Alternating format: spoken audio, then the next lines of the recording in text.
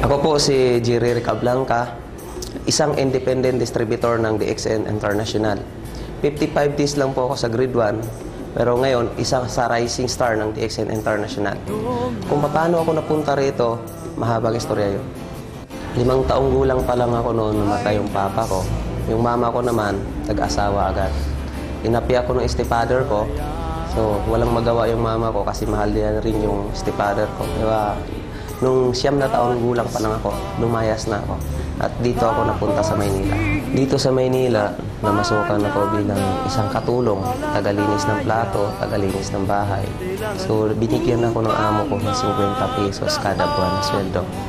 Paglipas ng mga isang taon, so, nabigyan ako ng pagkakataon na bumalik sa Negros. Nung nasa Negros naman ako, ang trabaho ko naman noon, tagadilig ng halaman, tsaka tagalinis ng kulungan ng baboy. So, ang sweldo ko noon, mga 120 pesos ang isang buwan. Nung nasa South Cotabato ako, helper ako ng isang shop. Taga-abot lang ng welding rod. Hanggang ating yung time na naging vulcanizer din ako. So, pagkatapos ng naging vulcanizer, kumbaga mas malaki pa yung gulong kaysa sa katawan ko, lumipat ako, nanghas ako na maging pahinanti.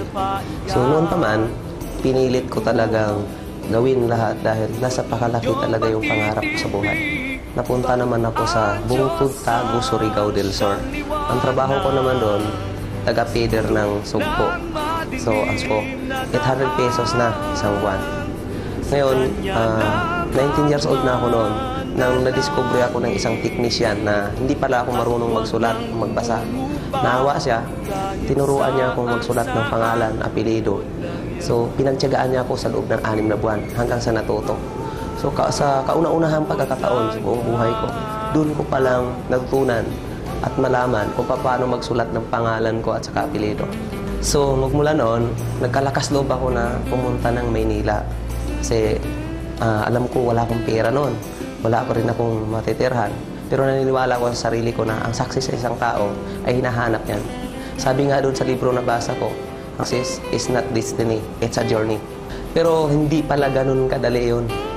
Nung pagpunta ko dito sa Maynila, nung maghanap na ako ng trabaho, napakahirap palang mag-apply dito pag wala kang pinag-aralan.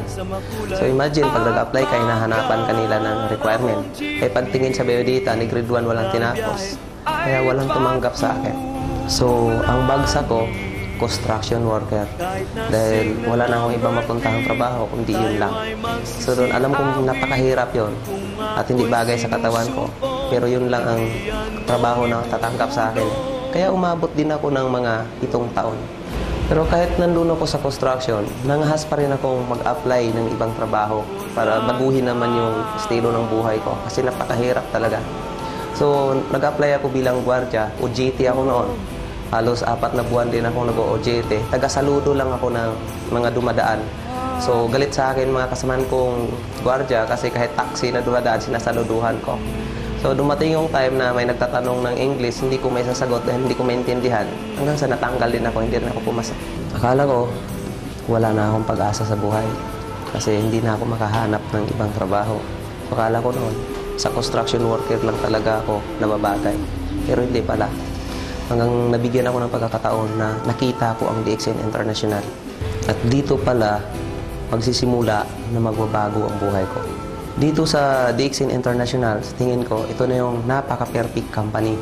Kasi walang hinihingi dito ng requirement. May pinag-aralan ka man o wala. Mahirap ka man, mayaman ka man. Welcome ka rito sa DXN. Dito, nakita ko talaga na napakaganda yung marketing plan. So, kahit wala kang pinag-aralan, ang dali intindihin. Kaya nag-decide ako na kailangan i-full-time ko yung independent distributor ng DXN. Pero napakahirap para sa akin noon nung sinimulan kong DXN dahil wala na akong bahay nung mauwian. Sa waiting shed ako natutulog, nagsasapin ko lang ako ng karton. Pag umulan naman, naghahanap ako ng mga tricycle na kaparada, jeep na kaparada, doon ako natutulog. At ang masakit pa nito dahil wala akong pera talaga. So nilalakad ko yun papunta sa office, makarating lang ako. Layo siguro, mga 9 kilometers from Santa Lucia to Jollibee Plaza. At masakit pa nito pagdating sa office, gutom na ako, wala rin akong pera. Nilalakasan ko loob ko, tatayo ako sa cashier. Manghihiram ako ng 2 piso ng mga bumibili ron. Hanggang sa pag nakaipon ako, ibibili ko ng Skyflex sa labas. Doon naman sa maintenance ko, ang ginagawa ko noon, alas 5 pa lang ng madaling araw, lumalabas na ako. So, sinasabayan ko yung nagja-jogging sa Santa Lucia, sa park. Inaalok ko ng isang sasi ng kape. Pag nag-order yon, wala akong pera.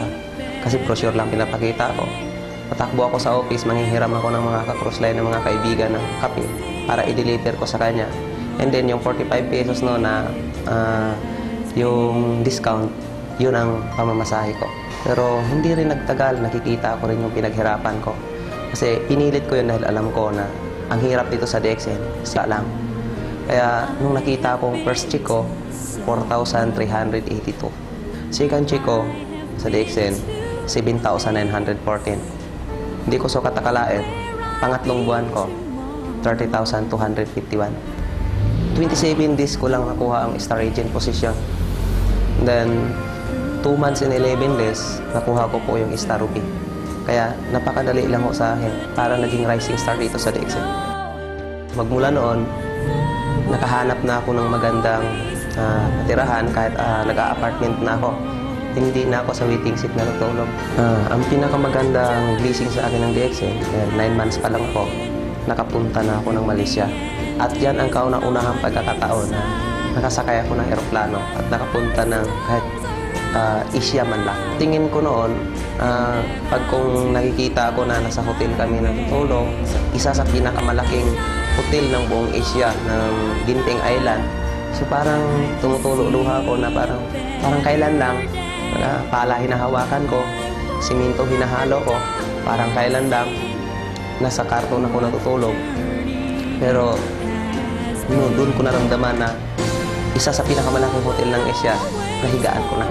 Sa buhay ng isang tao, dapat masipag ka, matyaga ka. So, ang swerte ko kasi nakita ko ang DXN. So, ang sipag ko doon sa construction, inilipat ko lang dito sa DXN. At dito ko nakikita na napakalaking bunga nung sipag na ininvest ko sa DXN.